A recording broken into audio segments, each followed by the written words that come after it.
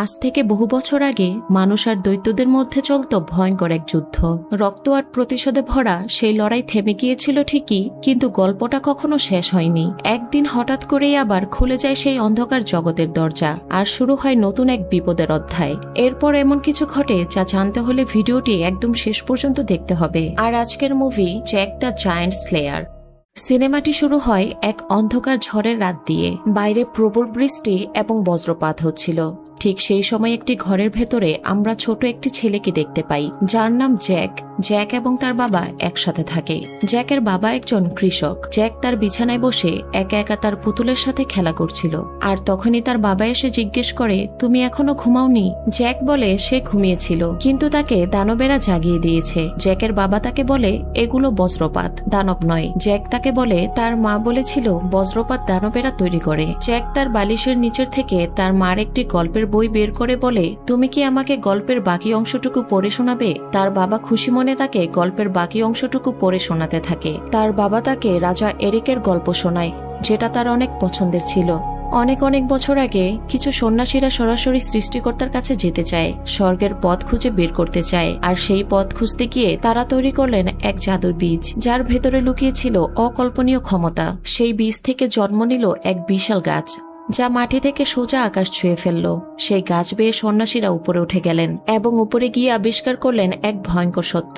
পৃথিবী আর স্বর্গের ঠিক মাঝখানে একটি আলাদা জগৎ আছে, তার নাম গান্টুয়া। আর সেখানে বাস করে বিশাল হিংস্র মাংসাশী দানবের দল। সন্ন্যাসীদের গাছ বেয়ে দানবেরা নেমে এলো পৃথিবীতে। শুরু হলো তাদের ধ্বংসযজ্ঞ, লুট, হত্যা আর মানুষ খাওয়া। কিন্তু রাজ্যের রাজা এরিক হাল ছাড়লেন না। তার সেনাবাহিনী একটি দানবকে মেরে ফেলল এবং তার হৃৎপিণ্ড বের করে নিল। সেই হৃৎপিণ্ডের সাথে কালো জাদু মিশিয়ে তৈরি করা হলো এক অলৌকিক মুকুট। এই মুকুট যে পরবে সকল দানব তার দাস হয়ে যাবে। দানবদের হৃদয় কাঁপতে থাকবে, তারা মাথা নত করতে বাধ্য হবে। রাজা এরিক সেই মুকুট পরে দানবদের বশ করলেন। তারপর তাদের আবার গান্টুয়ায় ফেরত পাঠালেন। সেই জাদুর গাছও কাটা হলো, রাজ্যে শান্তি ফিরল। কিন্তু রাজা এরিক জানতেন এই বীজগুলো আর এই মুকুট কখনো ভুল হাতে পড়লে বিপদ আসবেই। তাই মৃত্যুর সময় তিনি নিজের সাথেই সেগুলো কবর দিতে বললেন। এই গল্পটা রাজ্যে লোককথা হিসেবে প্রচলিত ছিল, ছোটদের শোনানো হতো। এটা শুধু গল্প, সত্যি নয়।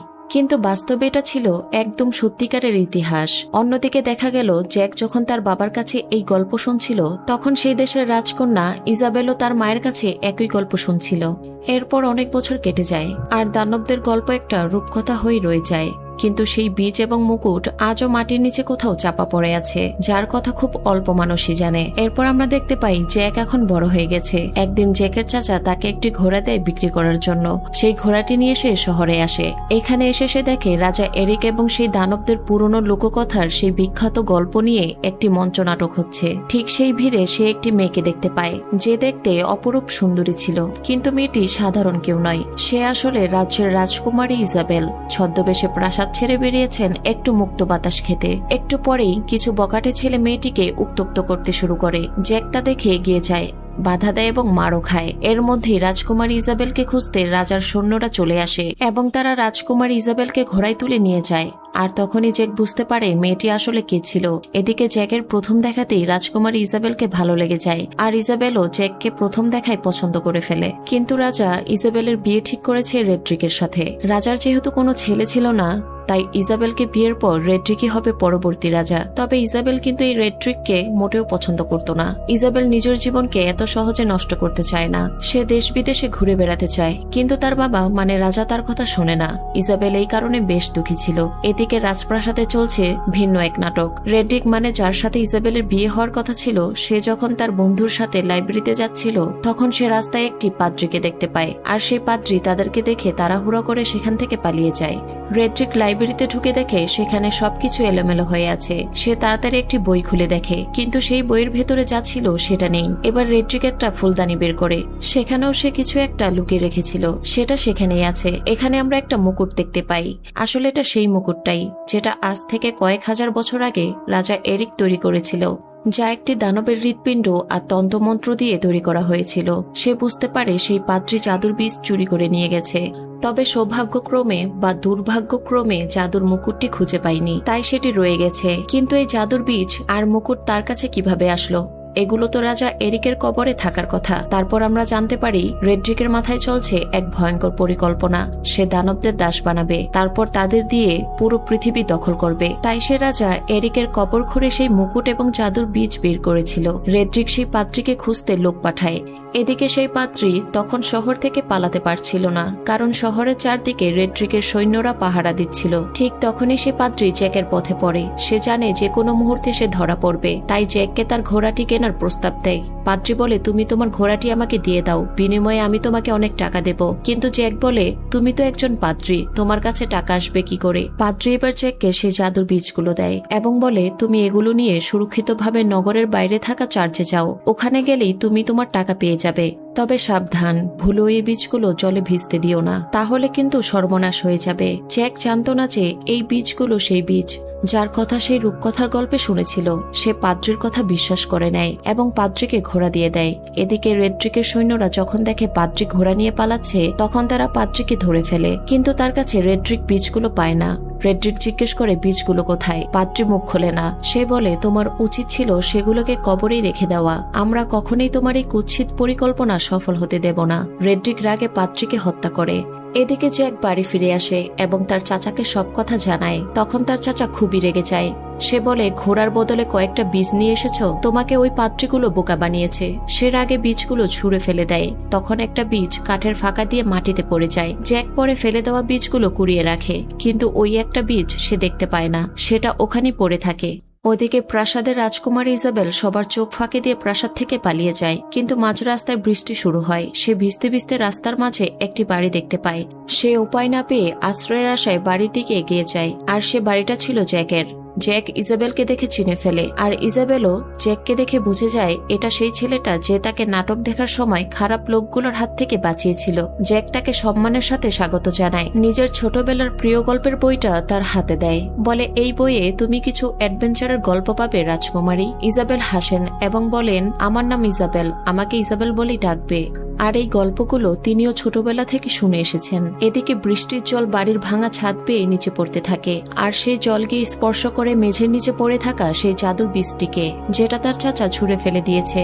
এবং তারপর তার পায়ের নিচের মেঝে কেঁপে ওঠে, ঘর কাঁপতে শুরু করে, নিচ থেকে ভয়ঙ্কর শব্দ আসতে থাকে। তারপর মেঝে ভেঙে বেরিয়ে আসে এক বিশাল লতা গাছ। সে মুহূর্তের মধ্যে পুরো বাড়িটাকে সাথে নিয়ে গাছটি আকাশের দিকে ছুটতে থাকে। একটি টেবিল উপরে পড়ে ইজাবেলের উপর। জ্যাক তাকে বাঁচাতে এগোয়, কিন্তু লতাগুলো তাকে বাইরে ছুড়ে দেয়। ইজাবেল একটি দরজা দেখতে পেয়ে সে দরজার দিকে ছুটে যায় এবং দরজাটি খোলার চেষ্টা করে, কিন্তু লতা দরজাটিকে আটকে দেয়।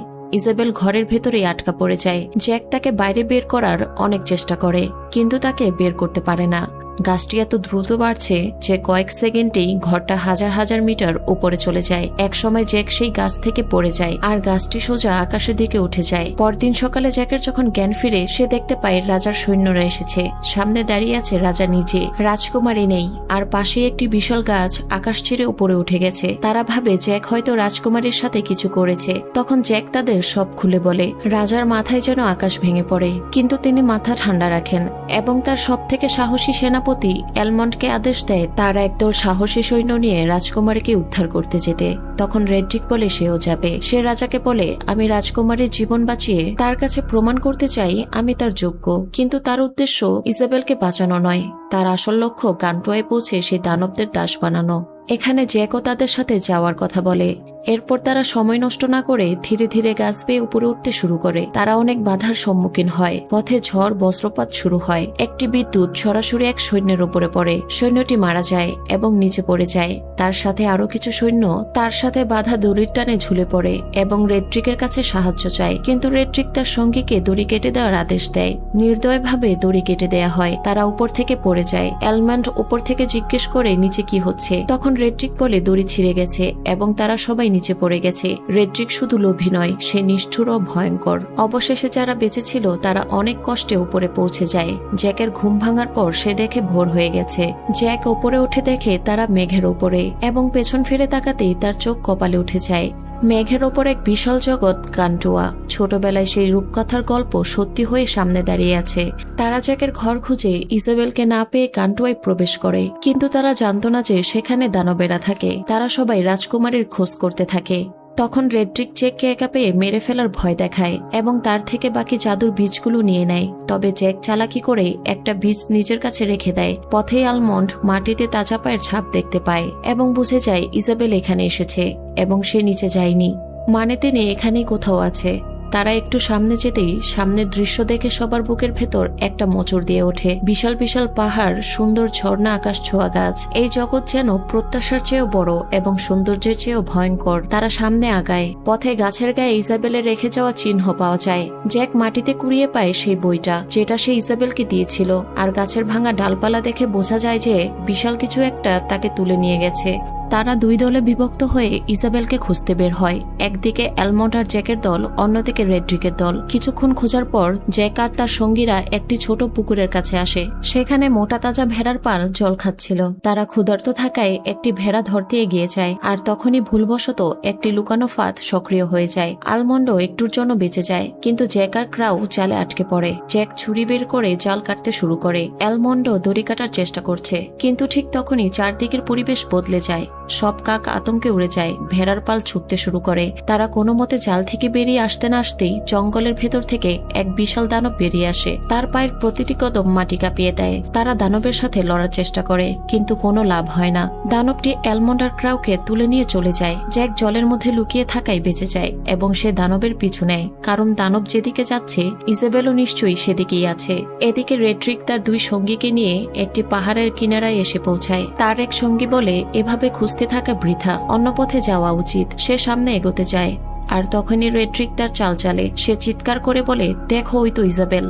সৈন্যটি পাহাড়ের কিনারায় দাঁড়িয়ে নিচে উকি দিতেই রেড্রিক তাকে সজোরে ধাক্কা দেয় এবং সৈন্যটি সরাসরি গভীর খাদে পড়ে যায়। রেড্রিক আর তার সঙ্গী হো হো করে হাসতে থাকে। তখনই একটি বিশাল হাত হঠাৎ তার সঙ্গীকে ধরে খেয়ে ফেলে। সেই দানবটি এবার রেড্রিককে খেতে যাচ্ছিল, কিন্তু তখনই রেড্রিক সেই জাদুর মুকুটটি বের করে। সোনালি আলোয় ঝলমল করতে থাকা মুকুটটা দেখেই দানবগুলো থমকে যায়, যেন অদৃশ্য কোনো শিকল তাদের আটকে দিয়েছে। অন্যদিকে জ্যাক দানবদের পিছু নিতে নিতে তাদের আস্তানায় পৌঁছে যায়। তখন আমরা সেই দানবদের সর্দারকে দেখতে পাই। তারা সবাই বুঝে গেছে যে এখানে মানুষ এসেছে এবং তার কাছেই রাজকুমারী ইজাবেল বন্দী ছিল। দৈত্যদের নেতা দুই মাথাওয়ালা দানব ইজাবেলকে বলে, রাজকুমারী, তোমার শরীরে রাজা এরিকের রক্ত বইছে। সেই রক্তের ঘ্রাণ আমরা আজও ভুলিনি। আজ অবশেষে সেই রক্তের স্বাদ নেয়ার সময় এসেছে। সে বাকি দানবদের ডেকে বলে, রাজা এরিক একদিন আমাদের দাস বানিয়ে পৃথিবী থেকে পাঠিয়ে দিয়েছিল। সেই রাজার রক্তকেই আজ আমরা খাবো। এরই মধ্যে সেই দানব যে অ্যালমন্ড আর ক্রাউকে ধরে এনেছে সে তাদের খাঁচার সামনে ছুড়ে দেয়। সব দানবরা ঠিক করে তারা সবাই এবার পৃথিবীতে যাবে এবং সেখানে গিয়ে মানুষের মাংস খাবে। দুই মাথাওয়ালা দানব তাদের জিজ্ঞেস করে তারা এখানে কতজন মানুষ এসেছে। তারা মুখ খোলে না। তখন দানবটি ক্রাউকে ধরে জিজ্ঞেস করে, তোমরা এখানে কিভাবে এসেছ? সে উত্তর না দিয়ে উল্টো দানবদের গালাগালি করতে থাকে। এই দেখে দুই মাথাওয়ালা দানবটি ক্রাউয়ের ঘাড় মুচড়ে তাকে জ্যান্ত গিলে ফেলে। তারপর তার পোশাক থুতু দিয়ে বাইরে ফেলে দেয়। তারপর ফাম নামের একটি দানব দুই মাথাওয়ালা দানবটিকে বলে, ইজাবেলকে সে ধরেছে, তার মানে তাকে শুধু সেই খাবে। এটা শুনে দুই মাথাওয়ালা দানবটি ফামকে তার অস্ত্র দিয়ে আঘাত করে এবং বলে, আমাকে শিকারের নিয়ম শিখাতে এসো না, আমি শিকারের নিয়ম জানি। সে তখন অ্যালমন্ডকেও খেতে যাচ্ছিল। ঠিক সেই মুহূর্তে দানবের আস্তানায় হাজির হয় রেড্রিক। মাথায় সেই জাদুর মুকুট দেখে সমস্ত দানব হাঁটু গেড়ে বসে পড়ে। দুই মাথাওয়ালা নেতাও বাধ্য হয়ে মাথা নত করে। রেড্রিক এগিয়ে আসে এবং সর্দার দানবের মুখের ওপর পা দিয়ে সিংহাসনে উঠে যায়। সে ঘোষণা দেয়, আমি এখন থেকে তোমাদের রাজা। ইজাবেল এবং অ্যালমন্ড, মানে যেই দুইজনকে ওই দানবেরা বন্দি করে রেখেছিল, তারা ভাবে হয়তো রেড্রিক এবার তাদের বাঁচাবে, কিন্তু না। রেড্রিকের মনে ছিল শয়তানি বুদ্ধি। সে বলে, আগামীকাল সকালে আমরা পৃথিবীতে নামব, এক এক করে সব মানুষের রাজ্য দখল করব। দানব বাহিনী উল্লাসে ফেটে পড়ে। তারাও তো এটাই চায়। কিন্তু ইজাবেল আর অ্যালমন্ড এখন বুঝতে পারে রেড্রিক শুধু লোভী নয়, সে বিশ্বাসঘাতক। সে গোটা মানব জাতিকে বিপদের মুখে ঠেলে দিতে যাচ্ছে শুধু ক্ষমতার লোভে। রেড্রিক এবার ইজাবেল এবং অ্যালমন্ডকে দানবদের হাতে তুলে দেয় এবং তাদেরকে রান্না করে খেয়ে ফেলতে বলে। তখন একটি দানব ইজাবেল ও অ্যালমন্ডকে রান্নার জন্য নিয়ে যায়। দানবটি অ্যালমন্ডকে তুলে সরাসরি চটচটে ময়দার উপরে ছুঁড়ে মারে। অ্যালমন্ড যত বেশি ছটফট করেন তত বেশি আটকে যান। তারপর দানবটি এক মুঠো ময়দা তার উপর ছিটিয়ে রোল করে শুকুরের সারিতে রেখে দেয়। জ্যাক এই সবকিছু লুকিয়ে লুকিয়ে দেখছিল। সে গোপনে রান্নাঘরে ঢোকে। ইজাবেল জ্যাককে দেখে তার চোখে জল এসে যায়, কিন্তু জ্যাক ইশারায় চুপ থাকতে বলে।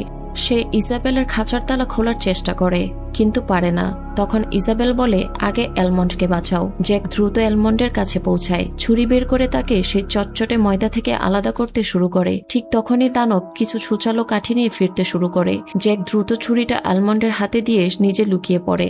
দানবটি কিছু টের পায় না। সে ছুচালো কাঠিগুলো পাশে রাখা শুকুরের গায়ে ঢুকিয়ে দেয়। শুকুরগুলো চুপ হয়ে যায়। এবার পরবর্তী পালা অ্যালমন্ডের। সৌভাগ্যবশত সেটা অ্যালমন্ডের দুই পায়ের মাঝে পড়ে। তারপর দানবটি শুকুরগুলোর সাথে অ্যালমন্ডকে পাশের জ্বলন্ত চুলায় রেখে দেয়। এখন একমাত্র জ্যাকই পারে তাদের বাঁচাতে। জ্যাক লোহার রিং বেয়ে উপরে উঠে যায়। দানবটি একটি ধারালো ছুরি তোলে এবং ইজাবেলের দিকে এগোয়। সে হাত ঢুকিয়ে ইজাবেলকে বের করে টেবিলে রেখে কাটার প্রস্তুতি নেয়। ঠিক সেই মুহূর্তে জ্যাক পাশে রাখা একটি ভারী ছুরি তুলে নিয়ে পুরো শক্তি দিয়ে সেটা সরাসরি দানবের মেরুদণ্ডে গেঁথে দেয়। দানবটি ব্যথায় চিৎকার করতে করতে দেয়ালে ধাক্কা খায় এবং সেখানেই মারা যায়। ইজাবেল আর অ্যালমন্ড অবাক হয়ে তাকিয়ে থাকে। একজন সাধারণ ছেলে এই বিশাল দৈত্যকে একাই হারিয়ে দিল। এরপর তিনজন দ্রুত সেই জাদুর গাছের কাছে পৌঁছায়, কিন্তু সেখানে আগে থেকেই একটি দানব ঘুমিয়ে আছে। রেড্রিক তাকে পাহারা দিতে পাঠিয়েছে। তারা কি করবে ভেবে পাচ্ছিল না, কারণ দানবটি যদি একবার বুঝে যায় যে তারা এখানে এসেছে তাহলে তাদের সবাইকে গিলে খেয়ে ফেলবে। তখন জ্যাকের মাথায় একটি অদ্ভুত বুদ্ধি আসে। সে জঙ্গলের ভেতর থেকে একটি মৌমাছির চাক নিয়ে আসে আর সেটাকে সে দানবের মুখের ভেতর ঢুকিয়ে দেয়। এরপর তারা অপেক্ষা করতে থাকে। কয়েক মুহূর্ত পর সে দানবটি মৌমাছির হুলে ছটফট করে জেগে ওঠে। সে যত বেশি নড়ছে মৌমাছিরা তত বেশি আক্রমণ করছে।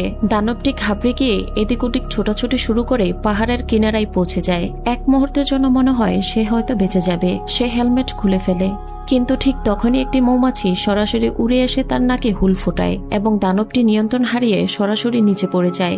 জ্যাকরা আনন্দে লাফিয়ে ওঠে, কিন্তু এখানেই একটি কঠিন সিদ্ধান্তের মুহূর্ত আসে। অ্যালমন্ড থেমে যায় এবং বলে, তোমরা নিচে নেমে যাও, আমাকে এখানে থাকতে হবে। রেড্রিককে থামাতে হবে, সেই মুকুট ছিনিয়ে নিতে হবে।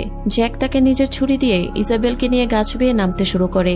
এদিকে নিচে রাজা এবং তার সৈন্যরা অপেক্ষা করছিলেন। তখনই সেই দৈত্যটি ধুম করে মাটিতে এসে পড়ে। বিকট শব্দে রাজা তাঁবু থেকে বেরিয়ে আসে। এই ভয়ঙ্কর দৈত্যকে দেখে তিনি বুঝতে পারেন লোককথার গল্পটি সত্যি ছিল। তবে ভাগ্য ভালো ছিল, এত উঁচু থেকে পড়ার কারণে দানবটি মারা গিয়েছিল।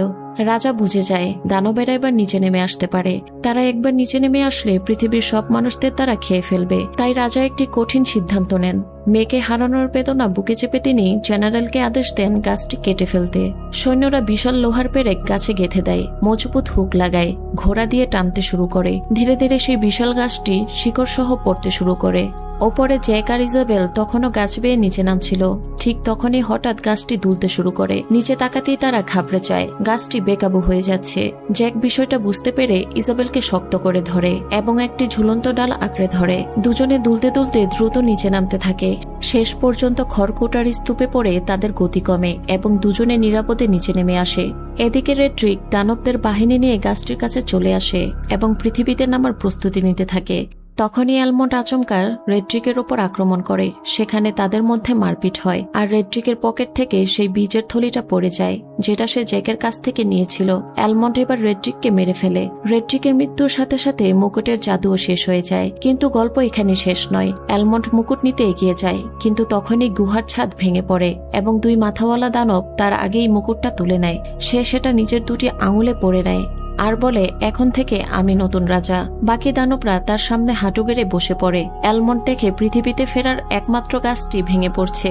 সে দেরি না করে সরাসরি গাছের ওপর ঝাঁপ দেয়। গাছটি নিচে পড়ে যাচ্ছিল। অ্যালমন্ড সঠিক সময়ে লাফ দিয়ে চলে পড়ে যায় এবং প্রাণে বেঁচে যায় এবং জ্যাককে সে পুরস্কৃত করে রাজকুমারীর জীবন বাঁচানোর জন্য। তবে জ্যাক এবং রাজকুমারী ইজাবেল এখন দুজনেই দুজনকে ভালোবেসে ফেলেছিল। তবে এই দেশে একজন কৃষক কখনো রাজকুমারীকে বিয়ে করতে পারবে না, তাই জ্যাক আর কিছুই বলে না। অন্যদিকে ওই দুই মাথাওয়ালা দানব দেখে মানুষের জগতে যাওয়ার পথ বন্ধ হয়ে গেছে। সে রাগে চিৎকার করে ওঠে। তখনই ছোট মাথাটি মাটিতে পড়ে থাকা বীজের থলির দিকে ইশারা করে। দুই মাথাওয়ালা দানবটি থলি তুলে দেখতে পায় ভেতরে 5টি জাদুর বীজ।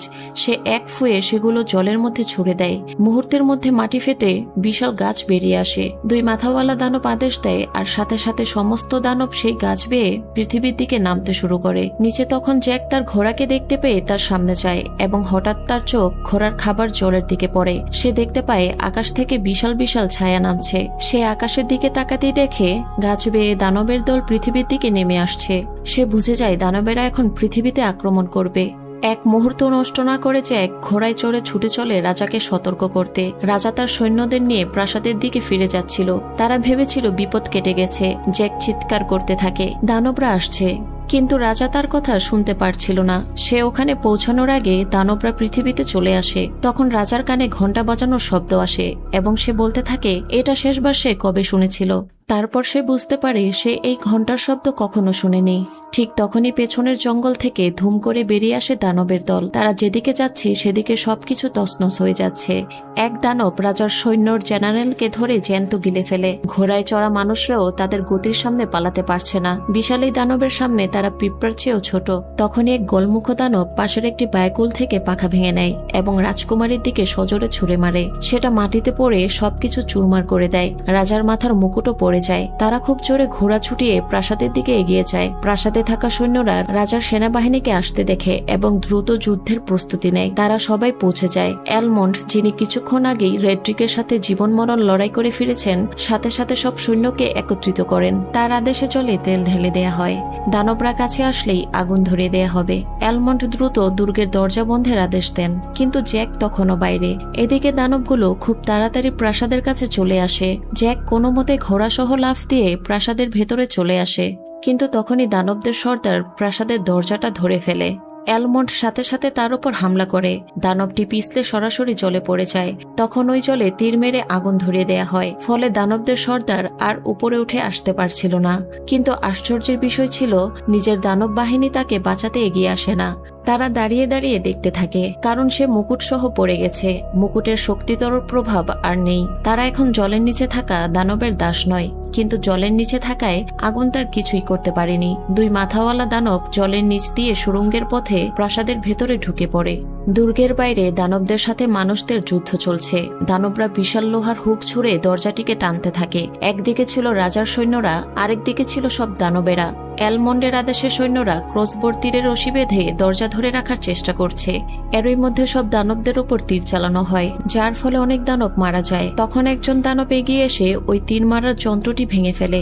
রাজা বুঝে যায় এই দানবদের হাত থেকে তাদের কেউ বাঁচাতে পারবে না। তাই রাজা এবার রাজকুমারী ইজাবেলকে বলে, তুমি আর জ্যাক গুপ্ত রাস্তা দিয়ে চলে যাও এবং আশেপাশে থাকা সব রাজাদের গিয়ে দানবদের বিষয়ে জানাও। জ্যাক এবং ইজাবেল এরপর সেই দিকে চলে যায়। এই দিকে দানবদের লাগাতার আক্রমণে সেই দরজা খুলে যায়। তখন অ্যালমন্ড লোহার গেট আটকানোর আদেশ দেয়। ওদিকে জ্যাক এবং ইজাবেল গুপ্ত রাস্তা দিয়ে পালিয়ে যাচ্ছিল। হঠাৎ মাটি ফেটে যায়। সেখানে সেই দুই মাথাওয়ালা দানবদের সর্দার প্রাসাদের সুড়ঙ্গের পথ থেকে উঠে আসে। জ্যাক আর ইজাবেল রাজার পোশাকের নিচে লুকিয়ে পড়ে। দানব তাদের দেখতে পাচ্ছে না, কিন্তু তার নাকে ইজাবেলের রাজকীয় ঘ্রাণ আসছে। সে রাগে কাচের আয়না ভেঙে ফেলে। তারপর দানবটি সরাসরি উপর থেকে রাজার পোশাকের ভেতর উকি দিতেই তাদের দেখে ফেলে। জ্যাক ইজাবেলকে ধরে দৌড়াতে শুরু করে। দানবটি তাদের পিছু নেয়। পালানোর কোনো পথ নেই। দুজনে দৌড়ে দ্বিতীয় তলায় উঠে যায়, কিন্তু দানবটি দেয়াল ভেদ করে ইজাবেলকে ধরে ফেলে। ইজাবেলকে বাঁচাতে জ্যাক হাতে কুড়াল তুলে দানবকে আঘাত করে, কিন্তু দানবটি অন্য হাত দিয়ে জ্যাককেও ধরে ফেলে। ছোট মাথাটি জ্যাককে নিয়ে মজা করতে থাকে। তখন দানবটির বড় মাথা জ্যাককে গিলার জন্য হা করে, এবং ঠিক সেই মুহূর্তে জ্যাক তার লকেট খুলে শেষ জাদুর বীজটি, যেটা সে শুরু থেকে লুকিয়ে রেখেছিল, সেটা সরাসরি দানবটির মুখে ছুড়ে দেয়। বীজটা সরাসরি দানবের পেটে চলে যায় এবং দানবটি হঠাৎ কিছু একটা অনুভব করে। সে দুজনকে মাটিতে ছুঁড়ে ফেলে দেয়। তারপর তার পেট থেকে একটি গাছ বেরিয়ে আসে, তারপর আরো একটি, তারপর অনেকগুলো দ্রুত গতিতে তার শরীর চিরে ছিন্ন ভিন্ন করে বেরিয়ে আসে। পুরো হলঘর ধ্বংস হয়ে যায়। দুই মাথাওয়ালা দানব, যে রাজা এরিকের রক্তের প্রতিশোধ নিতে চেয়েছিল, সে সেখানেই শেষ হয়ে যায়। দানবটির মুকুট সহ হাত জ্যাকের পাশে এসে পড়ে। জ্যাক সেই মুকুটটি তুলে নেয়। বাইরে তখনও যুদ্ধ চলছে। গোলমুখ দানব তার বাহিনী নিয়ে দুর্গের লোহার দরজা এক ঝটকায় ভেঙে ফেলে। রাজার সৈন্যরা পিছু সরতে থাকে। দানবেরা একে একে সবাই ভিতরে ঢুকে পড়ে। দরবারে দাঁড়িয়ে থাকা সৈন্যদের দেখে দানবেরা তাদের খাবার উদ্দেশ্যে এগিয়ে আসে, এবং ঠিক তখনই সব দানব থমকে যায়। তারা ভিড়ের দিকে তাকায়। গোলমুখ দানব কিছু একটা দেখে এবং তার হাত থেকে অস্ত্র পড়ে যায়। বাকি সব দানব একে একে অস্ত্র ফেলে দেয়। তারপর সব মানুষের সামনে হাঁটু গেড়ে বসে পড়ে। অ্যালমন্ড চমকে ওঠে এবং বলে, আমার পেছনে কেউ কেউ আছে তাই না? তারপর সে পেছনে তাকায়, দেখতে পায় পেছনে দাঁড়িয়ে আছে জ্যাক, হাতে সেই জাদুর মুকুট সে মাথায় পরে নেয়। মুকুটের শক্তিতে এখন সে দানবদের রাজা। জ্যাক দেরি না করে শান্ত কণ্ঠে আদেশ দেয়, তোমরা তোমাদের রাজ্যে ফিরে যাও, আর কখনো পৃথিবীতে আসবে না। আর দানবেরা তার কথা মানতে বাধ্য হয়। দানবেরা একে একে মাথা নত করে ফিরে যায়। দানবগুলো চলে যেতেই সমস্ত গাছগুলো কেটে ফেলা হয়। গান্টুয়ার সাথে পৃথিবীর সংযোগ চিরতরে ছিন্ন হয়। রাজা জ্যাককে দেখে বুঝতে পারেন এই সাধারণ ঘরের ছেলে অসাধারণ সাহস দেখিয়েছে। শুধু সাহস নয়, বুদ্ধি, ভালোবাসা আর দায়িত্ববোধ দেখিয়েছে। তাই সে একটি নতুন নিয়ম করেন, যেখানে বলা হয় এখন থেকে একজন কৃষক চাইলে রাজকুমারীকে বিয়ে করতে পারবে। এরপর রাজা জ্যাকের সাথে ইজাবেলের বিয়ে দেন। এরপর অনেক বছর কেটে যায়। জ্যাক এবং ইজাবেলের দুটো বাচ্চা হয়। তারা তাদের বাচ্চাদেরকে দৈত্যদের গল্প শোনায়, যেমনটা তারা ছোটবেলায় শুনত। তখন একজন জিজ্ঞেস করে, বাবা সেই মুকুটটা এখন কোথায়? যদি দানবরা আবার আসে? জ্যাক হেসে বলেন, ভয় নেই, মুকুটটা নিরাপদ জায়গায় আছে। এরপর দেখানো হয় সেই জাদুর মুকুটটি আরো নানা রকম পাথর দিয়ে সাজানো হয়েছে। সেটি এখন লন্ডনের টাওয়ারে একটি জাদুঘরে রাখা হয়েছে। মানুষ আসে, দেখে চলে যায়। তারা জানে না এই মুকুটের পেছনে কত রক্ত, কত সাহস, কত ত্যাগের গল্প লুকিয়ে আছে। আর এখানেই মুভিটি শেষ হয়ে যায়।